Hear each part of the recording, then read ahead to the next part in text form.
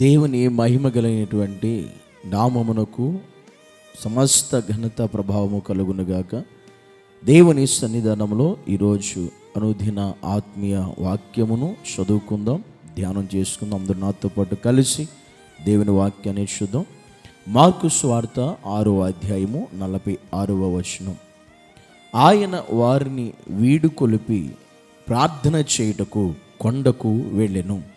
యేసుక్రీస్తు యొక్క జీవితంలో ఒక అనుభవం మనకు కనబడుతూ ఉంది. ఈ అనుభవం ఏంటంటే, ఆయన అందరికి కూడా వీడుకోలు చెప్పి అందరు కూడా ఎవరి ఇంటికి వారిని పంపించేసి ఆయన ఏం చేసింటే ప్రార్థన చేయుటకు కొండకు వెళ్ళెను అని వ్రాయబడింది. అనగా యేసయ్య తన జీవితంలో ఒక అనుభవం మనం నేర్పిస్తున్నాడు. ఏంటంటే కొండ ఎక్కే అనుభవం. కొండ అనగా అది ఎత్తైనటువంటి స్థలానికి, ఎత్తైనటువంటి ప్రాంతానికి సంబంధించింది.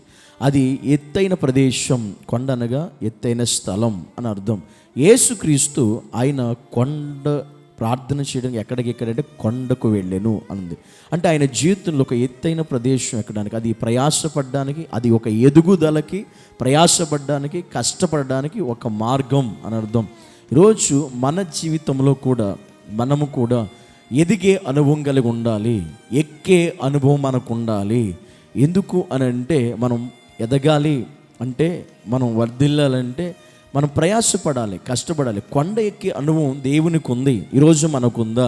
ఎక్కే అనుభవం ఆయనకు ఉంది, ఈరోజు మనకుందా? ఎందుకనంటే యేసుక్రీస్తుకి ఆయన కూడా అనుభవం కలిగిన జీవించినటువంటి వాడిగానే మనకు కనబడుతున్నాడు.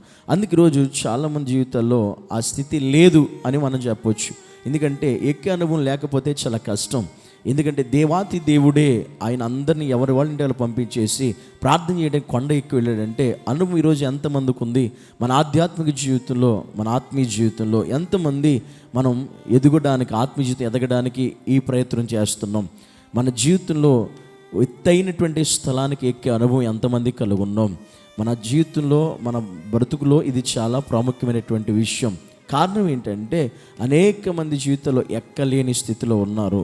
ఎందుకంటే కిందున్న స్థితిలోనే చాలామంది ఉన్నారు, పైకి ఎక్కలేని స్థితి చాలామందికి లేదు అని మనం చెప్పవచ్చు. అందుకే ఈరోజు మన ఆధ్యాత్మిక జీవితంలో ప్రార్థన చేసే అనుభవం ఎంతమందికి ఉంది?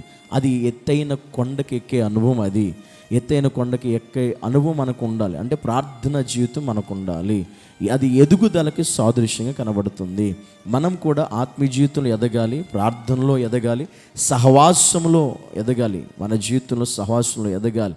ఆ ఎదుగుదల లేకపోతే, ఎందుకంటే ఆ ఎత్తైన కొండపైకి మనం ఎక్కలేకపోతే, ఆ ఎక్కే అనుభవం మనకు లేకపోతే మన జీవితం, మన ఆత్మీయత, మన విశ్వాసం అన్నీ కూడా వృధా, వ్యర్థమే. ఎంతమంది ఎక్కే స్థితి కలిగి ఉన్నాం? యేసయ్యలాగా ఏకాంత ప్రార్థన జీవితం ఎంతమంది కలిగి జీవిస్తున్నాం? ఎంతమంది ఈరోజు దేవుని సన్నిధిలో ఆయన మన జీవితంలో కూడా అనేకమైన సమస్యలు, కష్టాలు, ఈ ఆత్మీయ జీవితంలో మనం ఎదగాలంటే మనకు కూడా అనేక కొండలాంటి సమస్యలు, కొండలు ఎక్కాలి, దిగాలి. ఇలాంటి పరిస్థితులు మన జీవితంలో వచ్చినప్పుడు దేవుని కొరకు మనం కూడా శ్రమపడాలి, కష్టపడాలి. ఆ కొండలాంటి పరిస్థితులను మనం ఎక్కాలి, అధిగమించాలి, మనం ఎదగాలి. వాటన్నిటిని ఎక్కేస్తే మనకు కావాలి. మనం పూర్తిగా చురుగు దేవుని మన సన్నిధిలో మనం చెప్పాలంటే నిజంగా మనకు వచ్చే సమస్యలు, కొండలాంటి పరిస్థితులను ఎక్కి అనుభవం మనకు ఉండాలి. అలా ఎక్కి ఈ కొండ ఎవరంటే మన ప్రభువైన యేసుక్రీస్తు అనేటువంటి కొండను మనం చేరాలి. ఎలా చేరుతాం? ఆ కొండను మనం చేరాలంటే మన జీవితంలో వచ్చి ఈ పరిస్థితులన్నిటిని ఎక్కుకుంటా ఆ ఎక్కే అనుభవం మనం కలిగి ఉన్నప్పుడు ఆ కొండ అయినటువంటి ప్రభువైన యేసుక్రీస్తుని మనం చేరుకోగలం. అలా చేరుకోవాలంటే ప్రార్థనా జీవితంలో నువ్వు ఎదగాలి, సహవాసంలో ఎదగాలి. ఆ ప్రభు అయిన యేసుక్రీస్తు మనకి ఉన్నటువంటి మాదిరి చూపించినటువంటి ఆ పరలోక రాజ్యం చేరాలంటే ఆ కొండ మనం ఎక్కాలి. ఆ యొక్క నూతన యెరూషలేములో మనం ఉండాలి, నూతన పట్టణంలో మనం ఉండాలని అక్కడికి ఎక్కే ఆత్మీయ అనుభవం ఈరోజు మనకి చాలా ప్రాముఖ్యమైనది, చాలా అవసరం. ఎంతమంది ఇలాంటి ఆత్మీయ అనుభవం కలిగి ఉన్నాం? ఎక్కే అనుభవం నీకుందా? బైబిల్ అనేక మంది భక్తులు కొండ ఎక్కిన అనుభవాలు చాలామందికి ఉన్నాయి. అబ్రహాం మొదలుకొని, అబ్రహాం కూడా జీవితంలో అబ్రహాం అరారాతు కొండపైకి ఎక్కినట్లుగా మనం చూస్తూ ఉంటాం. మోషే నెబో కొండ ఎక్కినట్లుగా మనం చూస్తున్నాం. ఈ రకంగా మనం ఏలియా కర్మేలు పర్వతం కొండ ఎక్కినట్లుగా మనం చూస్తున్నాం. ఎక్కే అనుభవం ఈరోజు ఎంతమందికి ఉంది? ఈ అనుభవం నీకు లేకపోతే నువ్వు ఆత్మీయతలు ఎదగలేవు. నీ జీవితంలో వచ్చే కొండలాంటి పరిస్థితులు నువ్వు ఎక్కలేవు. నువ్వు నమ్మిన దేవుని పరలోక రాజ్యం అనే ఆ పరిస్థితికి నువ్వు ఎక్కలేవు. కనుక అక్కడికి ఎక్కాలని పరిస్థితులన్నీ మనం జయించి ముందుకు వెళ్ళాలి. అట్టి కృప దేవుడు మనకు అనుగ్రహించును గాక. పరిశుద్ధుడు అయిన తండ్రి, నీకు వందనాలు. నీ సన్నిధిలో ప్రభువా, మేము కూడా ప్రభువా ఎక్కే అనుభవం మాకు దయచేయండి.